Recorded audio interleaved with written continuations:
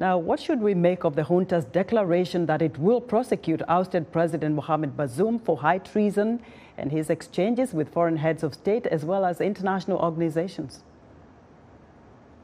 I think we can make of it that it's a very dangerous situation because we see the junta centralizing its focus on President Bazoum, or former President Bazoum, and it's done this in two ways. Number one is focused on the former president as a center of a buffer for the regime in case there's foreign intervention. They promised to execute former President Bazoum. But then the other thing is they have also used the former president as a prosecutorial tool because they've also promised to try the president. And if he's found guilty on sedition charges, then the president will also be killed. So we see in both these contexts, the life of the former president is in danger, and it's really going to complicate the current political division in Niger even more in the event that former President Bazoum is killed. Professor, Bazoum's ouster appears to lead to democratic backsliding, as well as the concern that the Wagner Group may infiltrate Niger.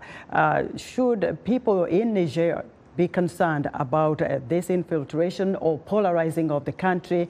And should Nigerians act according to what they think should be the right path to democracy?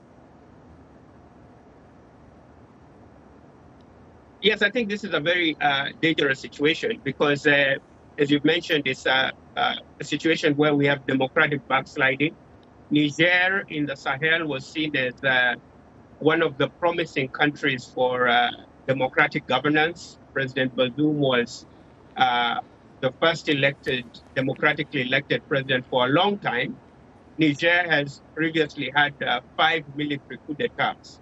So this, in effect, is really returning the country back into the hands of the military. In other words, the military has not accepted its subservience to civilian rule. But it's also a challenge because when Niger falls into military hands, it continues that domino effect regionally. Niger is surrounded by 7 different countries.